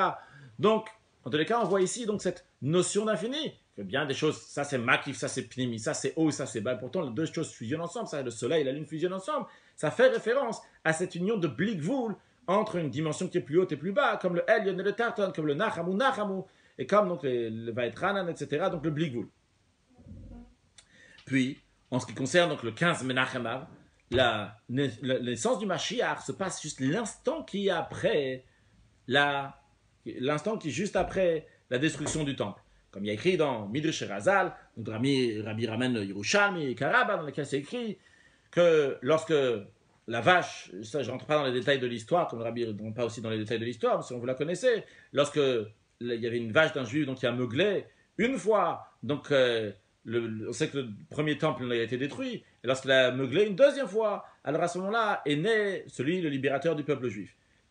Alors, le Rabbi nous dit non seulement ça, après ce libérateur-là, il a grandi. Juste dans la note en bas, le Rabbi ramène, la note 93, le Rabbi ramène que sûrement c'est logique de dire quand il dit les Nolad Moshe Shli, c'est né le libérateur du peuple juif. C'est pas. Le Rabbi dit pas c'est pas, il commençait. Il dit c'est sûrement la naissance de la possibilité. Il dit la Neshama. S'il dit clairement, c'est pas. Le rabbi dit, c'est pas la Kavana, ça veut pas dire qu'il est sorti du ventre de sa mère. Le rabbi dit que s'il est sorti du ventre de sa mère d'une telle manière, il est sorti du ventre de sa mère, il ne peut pas libérer le peuple juif de tout de suite. Seulement quoi? Il s'agit du dévoilement de Moshiach chez Israël. Comme une leida, comme une naissance littéralement. Une naissance, avant il était caché, maintenant il est dans le ventre, et maintenant il est sorti du ventre. La même chose aussi ici, il y a le libérateur qui est venu maintenant, il est prêt pour délivrer le peuple juif concrètement. Bien que sur la note de la note, le rabbi dit, c'est possible que dans les temps futurs, on va être comme des enfants, ils pourront faire plein de choses comme ils viennent d'être, comme c'était avant l'époque du Maboul. Dans le Midrash, il y a des histoires intéressantes avec des enfants qui sont nés, comment leur mère elle leur disait d'aller prendre le ciseau et d'aller pour couper le nombril, comment sur le chemin il a rencontré un démon qui voulait lui faire du mal, qu'est-ce que le démon il lui a dit, comment l'enfant il a complètement envoyé balader, il a dit que si ma mère n'avait pas compris le nombril, je t'aurais fait ci et ça. Et Rabbi ramène aussi donc un livre Nagidu Metzav, dans lequel, ou peut-être Nagidu Mitzah, il faut lire ce livre-là, dans lequel il y a une histoire d'un petit enfant qui est né, qui a commencé à dire des grandes choses, que son père l'a grondé. Dans tous les cas, donc, Rabbi dit que c'est possible peut-être quand même de dire qu'il est petit, mais le Rabbi dit même pas tout.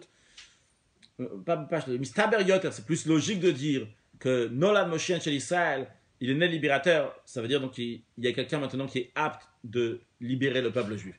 Donc c'était juste une parenthèse, dans tous les cas, donc ce libérateur, après lorsqu'il est devenu grand, c'est pas seulement qu'il a grandi en âge, mais le Rabbi dit aussi surtout qu'il a grandi spirituellement, parce qu'on sait qu'un roi, c'est pas Stam, c'est pas juste quelqu'un donc, qui a été élu roi, c'est qu'il a les qualités d'être roi, comme on retrouve à propos du premier roi qui s'appelait Shaoul. Il a écrit que que de son épaule, il était plus haut que tout le peuple. Et dans la Chassidut, c'est expliqué que chacun on a la tête et on a le cœur. Quand on dit ici que le roi David, son épaule, pas le roi Shaoul, son épaule elle est plus haute que tout le peuple. C'est-à-dire que son épaule, c'est qu'il y a avec le cœur, son cœur, même ses midot, seulement ses attributs, sont plus hauts même que la tête. Donc le rabbi nous dit cette qualité-là de roi, à plus forte raison lorsqu'il s'agit du roi Mashiach, que Mashiach c'est et un melech, et un roi, et aussi un enseignant. Et donc pendant toutes ces années, le rabbi nous dit, il a grandi, ce Mashiach, etc. Et pourtant, il y a encore la destruction, il y a encore l'exil, et pendant très longtemps.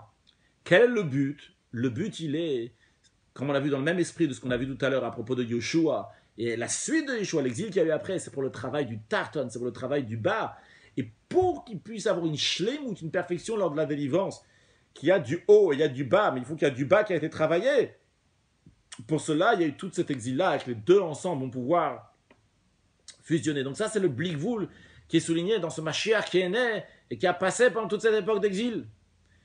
Parce que c'est le troisième sujet, que tout est prêt pour le repas. La perfection de ce repas, donc c'est Yom Shekou, donc Yom Shekou le Shabbat ou Mnucha, alors ça va arriver donc le jour de repos, donc le millénaire messianique, par la préparation du vendredi, dans tous les détails, c'est Blikvoul, tout ce repas-là, tous ces sujets qu'il va y avoir sont Blikvoul. Et ça, on retrouve cette allusion-là dans le Yom Shishi, dans le 6e jour de la semaine, que Dieu, il a dit 2 fois Tov, que ce jour-là, il était bon, et pas juste 2 fois, mais la deuxième fois, il a dit même Tov Meod. C'était extrêmement bien. En plus du fait que le 6e jour de la semaine, c'est 2 fois 3. Il y a 3 jours de la semaine, dimanche, lundi, mardi, mercredi, jeudi, vendredi, mercredi, jeudi, vendredi, c'est le double. Donc les 3 premiers, que les 3 premiers, déjà les 3 premiers, ça représente donc le Blikvoul, comme on a déjà dit avant, que le 3 représente le lien entre le haut et le bas, ce qui amène le Blikvoul.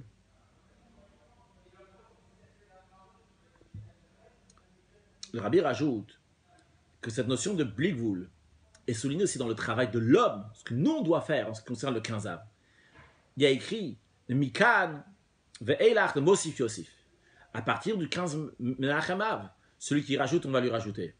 Et comme c'est expliqué dans Rashi, à partir du 15 Av, celui qui va rajouter les nuits sur les jours dans l'étude de la Torah, eh bien, on va lui rajouter de la vie sur sa vie. Alors, Rabbi dit, Kol Israël b'chaskat kashu, tous les juifs, ils sont cachers sans aucun doute. Et donc, sans aucun doute, chaque juif, il étudie la Torah déjà comme il faut. Chacun, il a combien il doit étudier la Torah en fonction de ses activités. Donc, le Rabbi dit, c'est sûr que tout le monde étudie déjà un maximum. Alors, donc, lorsqu'on dit qu'il faut rajouter, alors la ikar shlem, donc l'essentiel, la perfection de l'étude, c'est quand on étudie au-delà de ce qui t'est donné, au-delà de ce qui t'est obligé de faire, au-delà de Mdida Vakba, tu casses toutes tes limites. Et dans l'expression du verset de la paracha de la semaine va être Hanan, Quand on dit Bechol Vav, Bechol Nafsh, Bechol Meodecha, Bechol Meodecha, ça veut dire de tout ton Meod. Tout ton Meod, c'est écrit de toutes tes capacités, de tout ce que tu peux. C'est le Blikvoul qui est dans nous-mêmes, de se donner entièrement. Et ça, c'est une préparation pour la vraie Osafa, le vrai rajout de Torah. Le rajout qui est vraiment Blikvoul pour de vrai, qui est la Torah Chadash Amititet, c'est la nouvelle Torah qui va sortir, la nouvelle dimension de Torah qui va sortir lorsque Mashiach va venir. Et de la même manière, donc, on a dit Mosifia, c'est celui qui rajoute, on va lui rajouter quoi? On va lui rajouter dans sa vie. Donc celui qui rajoute dans la Torah, en l'occurrence, on a dit que rajouter dans la Torah ici, c'est rajouter dans la Torah de Mashiach, rajouter dans l'étude de la Torah dans l'infini qui va lorsque Mashiach va venir. Et bien, en conséquence de ça aussi, Yosef Chaim al Chaim, on va rajouter de la vie sur la vie. De quelle vie s'agit-il? Chaim Nitzrim, une vie qui est éternelle. Lorsque Mashiach va venir, il y aura une vie éternelle. Rabbi dit que tout ce qu'on a dit avant, quand c'est Shabbat Nacham, ça se souligne encore plus. Quand c'est Shabbat Nacham, le lendemain de Chamisha Sarber, du 15 Av, de l'année Tav Shin Nun Aleph, 5751. Le Rabbi dit, on a déjà parlé plusieurs fois, que d'après tous les signes, notre époque, notre année, l'année Tav Shin Nun Aleph, c'est l'année que le Mashiach va se dévoiler. Et le Rabbi dit, en plus du fait qu'on est cette année, on est déjà après Chatzot, c'est-à-dire, il y a deux manières comment calculer. Si le Rabbi prend une des manières, quand on prend donc les 6 jours de la semaine qui correspondent aux 6 millénaires, si la manière que le Rabbi calcule ici, c'est quand on commence donc du soir au soir, c'est-à-dire on commence de jeudi soir à 18h jusqu'à vendredi soir à 18h, de l'an 5000 jusqu'à l'an 6000. Donc si on partage comme ça, et on veut arriver à Chatzot, à midi donc c'est à 12h, si tu prends de 18h jusqu'à midi, jusqu'à 12h, tu as 18h. Donc, dans les années, si tu passes de 5000 jusqu'à 6000, il faut prendre aussi les 3 quarts. Les 3 quarts, c'est 750. Donc, on est le 6e millénaire. À partir de l'an 5750, 51, on est après Chatzot. On est après midi. On a passé donc le midi. Donc, le Rabbi dit, en plus de ça, comme cette année, donc c'est une année qui est particulière. Comme on retrouve ça, c'est allusionné dans les mots, comme on appelle cette année. Hey, Tafshin Aleph, le peuple juif appelle. Hayote Eshnat Niflot, Areno, que Dieu veut nous montrer des merveilles. Et le Rabbi dit particulièrement que cette année, on a vu des merveilles. Le Rabbi dit, on va voir encore des merveilles, plusieurs choses qui sont considérées des merveilles. Encore plus que ça, que chaque chose qui est tellement merveilleuse, c'est une merveille même par rapport à la merveille précédente, à tel point que ça fait qu'on a encore une paloute, on est encore secoué, parce que des fois, bon, tu vis les merveilles, alors tu vois même plus qu'il y a des merveilles. Le Rabbi dit, c'est vrai qu'il y a eu un palais, mais le palais qui vient après, il est tellement grand, la merveille, qu'il réveille encore une fois une pas l'autre. Le Rabbi dit ça inclut aussi le palais, le merveille de ce qui est en train de se passer actuellement en Russie. En 5751, en 1991, dans cette époque-là, donc on était, c'était donc le Shabbat d'Achamou, qui était avant le Chaf Menachem Av. Donc le Chaf Menachem Av, c'est le jour de Iloula du père du Rabbi, Rabbi Levi Yitzhak, qui a quitté le monde à Alma-Ata, et là-bas il est enterré d'abord au Kazakhstan. Et donc il y a eu un kinous, il y a eu un rassemblement, comme le Rabbi ici, il appelle ça ce rassemblement, le rassemblement des Anash et des Shluchim, donc des Chassidim, des disciples du Rabbi, des Shluchim, donc des émissaires du Rabbi, pas seulement des gens qui sont de la Russie, le Rabbi dit, donc des gens aussi qui sont à l'extérieur de la Russie, qui sont rassemblés en Russie, qui sont rassemblés dans la ville de Lubavitch, que là-bas ils vont pèleriner sur les tombes des rabbis de Chabad qui sont enterrés là-bas, et qui vont aussi pèleriner sur la tombe de Rabbi Levi Yitzhak, le père du Rabbi Saïloula, c'est Chaf Menachem Av. Donc ce Shabbat, il bénit, on sait que le Shabbat, il bénit tous les jours de la semaine qui viennent après, et donc ce Shabbat, il bénit donc aussi le Chaf Menachem Av. Le Rabbi dit, en plus de ça, ils vont se rassembler aussi dans la capitale, dans la ville de Moscou, pour là-bas se conseiller, pour discuter, Ishedre ou Yazor, comme il y a écrit un homme, il aide son ami, de manière de hardout, qui Ishechad, Belevechad, avec l'union, comme un seul cœur, un seul homme, un seul cœur. Et le Rabbi dit tout ça, ils se réunissent pour recevoir des bonnes résolutions, pour rajouter Biyeter Set ou Biyeter Oz, avec encore plus de force dans la diffusion de la Torah, la diffusion du judaïsme, la diffusion de la Chassidoute en Russie et dans le monde entier. Et le Rabbi souhaite que les kinous de réunion va être Batzlacha Rabba Muflaga, avec une grande réussite. Au Safa, il rajoute, comme on a appris avant, de Mosif Yasser, ce qui rajoute, donc il y a avec la notion de Kefel, Kfulom Chupelet, et jusqu'à un rajout au-delà de toutes les mythes, au-delà de tout Nida Vagbala. Et le Rabbi dit que cet événement-là, c'est un événement qui a un pelle, quelque chose qui est extraordinaire, qui est une merveille.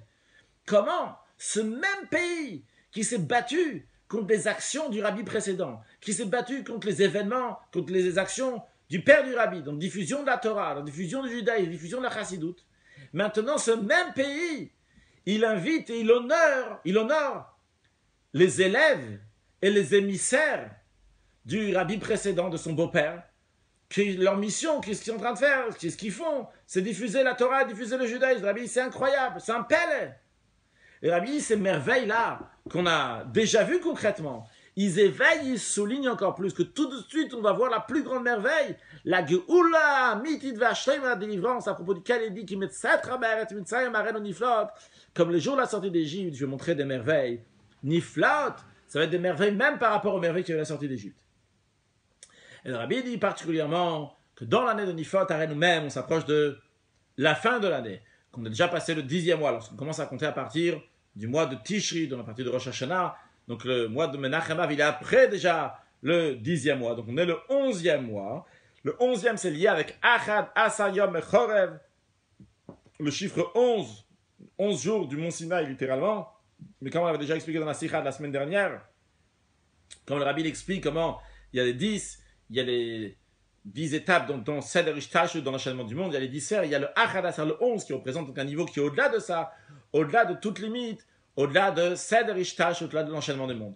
Et le Rabbi dit, même d'après le compte des mois, pas qu'on commence à partir de Tishri, quand on commence à partir du mois de Nissan, on se trouve aussi dans un mois particulier. Mais d'abord, le Rabbi dit, si on avait mérité, alors déjà dans le mois de Nissan, la Géoula, la délivrance serait venue, parce que de Nissan, Nigal, Nissan, Nigal, Nissan était délivré, Nissan on va être délivré.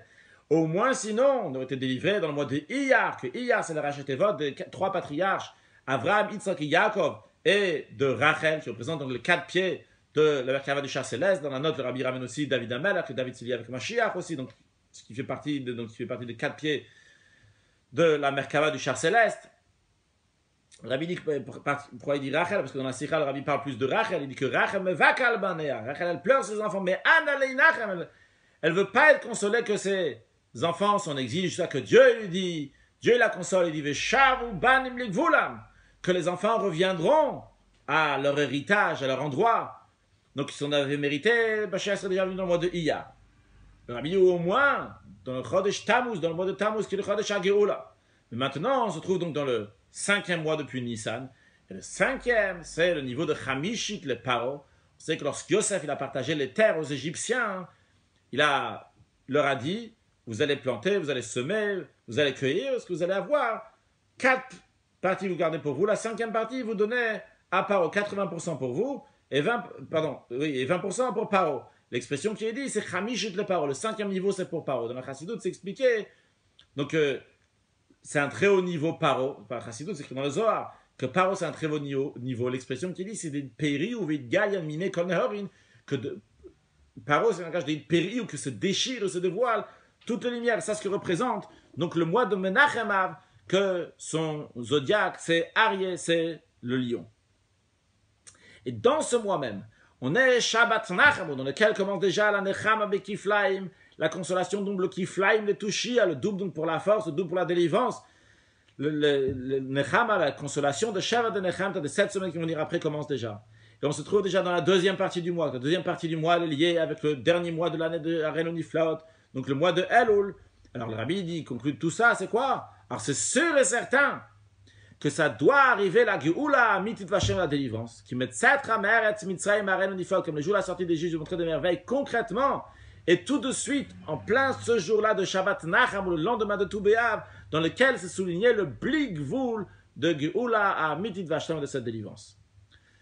Donc le Rabbi a lié cette notion de Bligvoul avec le 15 Menachem Av, c'est à travers donc le 15 Menachem Av, le vendredi, et le Kinus, la réunion de Chassidim et de Shluchim, qui se passe en Russie, que c'est un palais, comment Mashiach doit venir déjà le 11e mois, le 5e mois, donc le mois de Menachem Av, déjà ce jour-là même. Concrètement, le Rabbi nous dit, puisqu'on se trouve sur le seuil de la délivrance, encore une fois, c'est une expression qu'on a revue plusieurs fois depuis la paracha de Balak, le Rabbi parle qu'on est sur le seuil de la délivrance, dans lequel, quand Mashiach va venir, tout va être de manière de bligvoul, tout va être de manière infinie. Non, alors avant que Mashiach vienne, il faut goûter, parce qu'il y a une règle que la veille de Shabbat, il faut goûter de tous les mets qu'on va manger pendant Shabbat. Donc Mashiach, ça représenté par le 7e millénaire, et nous on est dans le 6e millénaire, on est la veille de Shabbat, on est la veille de Mashiach. Alors il faut goûter de Blikvoul, il faut goûter de toutes les choses infinies qui va y avoir dans la Géoula. Comment on fait ça? Le Rabbi nous dit, en rajoutant dans Torah Mitzvot, rajoutant dans l'étude de la Torah, dans l'accomplissement des Mitzvot, mais comment? De manière qui est au-delà de toutes les limites. De manière plus détaillée, le Rabbi explique concrètement qu'est-ce qu'il doit faire dans rajouter le Torah Mitzvot de manière infinie, sans limite. Rajouter dans l'étude de la Torah. Mosif Leilot al Yamim, rajouter des nuits en plus des jours, parce qu'à partir de la raison pourquoi on souligne les nuits, j'ai pas dit tout à l'heure, parce qu'il y a écrit qu'à partir du 15 av, les nuits commencent à s'agrandir. Il faut commencer à rajouter l'étude de la Torah, donc pendant la nuit, Mosif Leilot al Yamim. Le Rabbi dit qu'il faut rajouter dans l'étude de la Torah, que ce soit dans la partie dévoilée de la Torah, la partie niglée de la Torah, que ce soit la partie cachée de la Torah. Le Rabbi dit, ce qui inclut aussi l'étude de Ein Yaakov, qui est la Haggadah Sheba Torah, donc l'histoire qui est dans la Torah. C'est-à-dire le Ein Yaakov, c'est un livre donc, qui a été écrit par quelqu'un qui s'appelait Rabbi Yaakov. Il a pris toutes les histoires qu'il y avait dans la Gemara et les a mis dans ce livre-là de Ein Yaakov. Et l'Admor Azaken dans le Tanya, il dit, en ce qui concerne ce livre de Ein Yaakov, il dit que Rov Sodot Torah Gnozimba, dans ces histoires-là de la Gemara, qui sont l'air des histoires comme ça, la majorité des secrets de la Torah se trouve là-bas. Alors il dit, en plus de ça, en plus d'étudier donc ces sujets-là, étudier aussi donc Pimiuta Torah, la profondeur de la Torah, particulièrement donc, quand le Harizal nous dit que le Harizal, ça Iloula, c'est aussi dans le mois de Menachem Av, parce qu'il est décédé le 5 Menachem Av. Il dit que dans nos générations, c'est Moutar, Mitzvah, la Galot Zotachachma, c'est permis, c'est même une mitzvah de dévoiler cette sagesse-là, et particulièrement d'étudier cette sagesse-là, comme elle a été dévoilée dans la Chassidoute, de manière qu'on peut la comprendre pour chaque juif. Le Rabbi dit pas clairement, mais c'est la Chassidoute Chabad évidemment, que la Chassidoute Chabad, elle prend des sujets intellectuels profonds, qui sont de Plimut à Torah, la profondeur de la Torah, elle fait rentrer Bahavan, Ava, Saga, de manière qui sont compréhensibles. Donc ça, ça concerne le Rabbi nous dit de rajouter dans la partie dévoilée de la Torah, la partie cachée de la Torah, mais le Rabbi maintenant insiste particulièrement de rajouter dans l'étude de la Torah, dans les sujets de Géoula, dans les sujets qui parlent de la délivrance, que ça soit dans la partie dévoilée de la Torah, et particulièrement dans le livre du Rambam. Le livre du Rambam, il parle surtout aussi sur le sujet de la Géoula. Le Rabbi donne par exemple donc, les lois de Bet Aprira, les lois de la maison de l'élection, les lois du temple, que le Rabbi dit on vient d'apprendre maintenant. Le Rabbi fait référence à la période de 3 semaines entre le 17 Tammuz et le 9 Av dans lequel on étudie le sujet du temple. Et le Rabbi dit aussi donc dans ce qui concerne les lois de Melech HaMashiach, Melchomotem, donc les rois, le roi Mashiach, les guerres des rois, Ilchot Melachim, pardon, les rois et leurs guerres, le Melech HaMashiach. Donc ça c'est le titre donc, de la fin de la route du Rambam.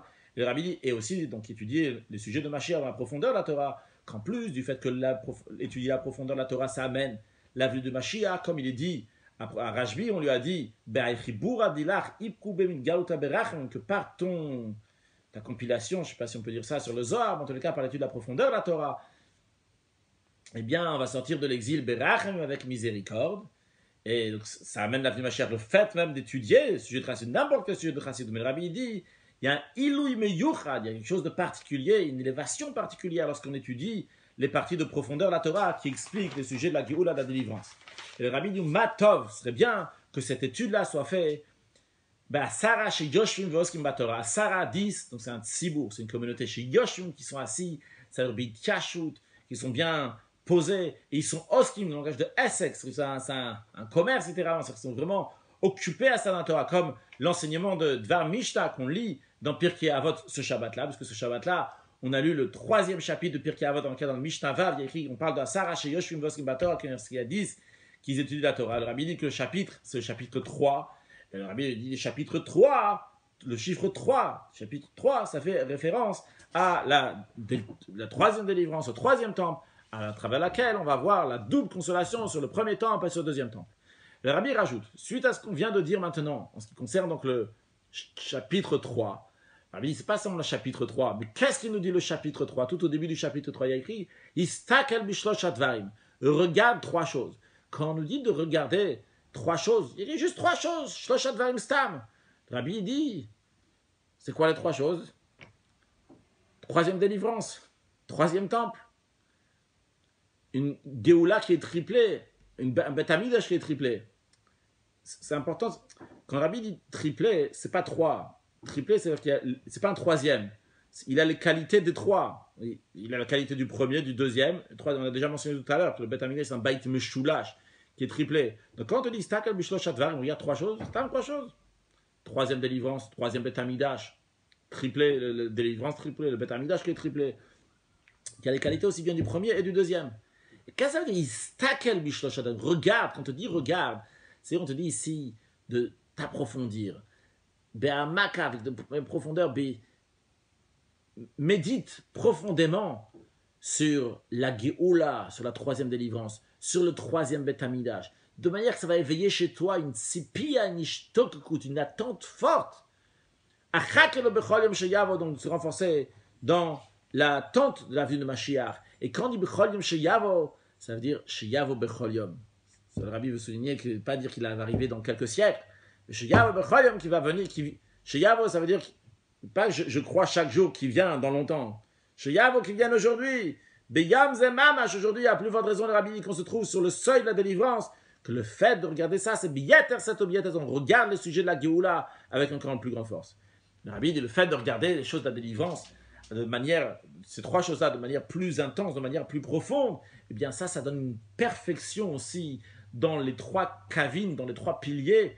C'est pas la traduction littérale de kavim, mais en tous les cas, sur les trois piliers sur lesquels le monde tient, dans Torah, Tfila et Tzedaka, que ces choses-là, ces trois choses-là sont faites aussi grâce aux trois vêtements de l'âme, la pensée, parole et l'action, que le travail n'est pas de Yitralkut, parce qu'on a appris avant, qu'il y a le Blikvul, il y a Hederak, Bala, il n'y a pas de limite, donc il y a tout ici qui est en train de fusionner, les trois, Torah, Tfilat, Tzedaka, Marshava, Dibur, Maseh, il y a le troisième Beth Amikdash avec la qualité du premier, du deuxième, etc.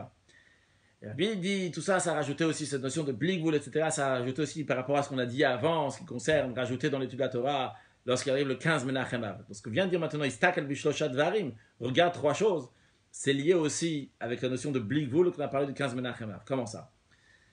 Istakel Bishloshat Varim, regarde trois choses. Quand on dit trois choses, vrai, on a expliqué que ça parle du troisième Beth Amikdash, troisième Géoula, mais il y a aussi quelque chose qui est lié avec trois. C'est la Torah. La Gemara, elle dit la Torah, c'est Uriyant Litaï. La Gemara, elle lit la Torah avec plein de choses qui sont liées à trois. Uriyant Litaï, c'est trois lumières, littéralement. Mais ça veut dire la Torah, elle a la Torah, Nevim et Ktuvim. La Torah, les prophètes, les agéographes. Donc, il y a cette notion de trois qu'on retrouve dans la Torah. Quand on dit Stakel Bishlosh Advarim, c'est regarder dans ces trois choses-là, dans l'étude de la Torah. Quelle étude de la Torah on parle ici? Il ne dit pas qu'on parle ici. Ça englobe aussi, et particulièrement la Torah Chadash Amititet, c'est la nouvelle Torah dans la troisième délivrance. La préparation à ça, c'est par l'étude de la Torah aujourd'hui, quand on étudie la Torah de manière bligoul. Maintenant, le Rabbi ne laisse pas dormir. Il dit voilà l'enseignement qu'il faut apprendre, Istakel Bishlosh Advarim. Hier, c'était Chamisha Asar Be'av, 15 Av. 15 Av, qu'est-ce qu'on nous dit? Mosifias, il faut rajouter dans l'étude de la Torah. Et comment il faut rajouter dans l'étude de la Torah? On a dit déjà avant, Blikvul, l'infini, sauf toutes les limites, parce que déjà, chacun il étudie comme il faut, enlever toutes les barrières. Rabbi nous dit, ça arrive Shabbat. Non, maintenant ça arrive Shabbat. On te dit, Istakel Bishlosh Advarim. Regarde, revois à nouveau, examine les résolutions que tu as prises à propos de l'étude de la Torah. Tu dois encore en rajouter. Tu vas faire de manière double. De manière que ça va être compatible à la préparation, à Torah Chadash Amititet. Il y a une nouvelle Torah qui arrive, un Blikvul qui arrive. Est-ce que le fait que tu as rajouté, c'est compatible vraiment à cette nouvelle dimension de Torah qui va venir? C'est ça le Istakel Bishlosh Advarim qui se rajoute ce Shabbat-là. Rajoute encore dans ta réflexion, est-ce que vraiment, j'ai un Blikvul, vraiment, je me donne totalement dans l'étude de la Torah de manière sans aucune limite? Je peux rajouter? Rajoute. Hier, tu as vu que tu pouvais rajouter, aujourd'hui aussi, Istakel Bishlosh Advarim. Regarde. Sur mes ayen, approfondis plus. Le Rabbi conclut la sikha, que Dieu fasse, que par la réflexion, le istakel, mais par réflexion. Quand tu dis mistakel, tu regardes par réflexion, c'est-à-dire que tu l'as pas concrètement.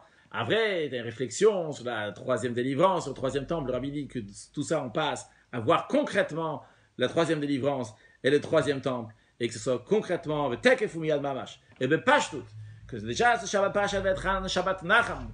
Avant qu'on commence la prière de Mincha, dans laquelle on va lire la paracha de Ekev, que Ekev d'ailleurs c'est aussi lié avec la délivrance, puisque Ve'aya Ekev Tishmon, il y a écrit, lorsque Ekev, finalement vous allez écouter, mais le Ekev, ça fait référence, c'est le talon littéralement, ça peut être traduit par talon, ça veut dire aussi talon, donc ça fait référence au Igvita Dimshira, au talon de Mashiach, ça fait référence au Achita Yamim, à la fin des temps, qu'on nous dit à la fin de temps, Tishmon de Tassun, on va écouter, on va faire, etc. Tous les sujets de Torah, mitzvot, de Marshava, Dibur, Maseh, dans le Shlosh Hadar, dans les trois choses, donc la pensée, parole, action.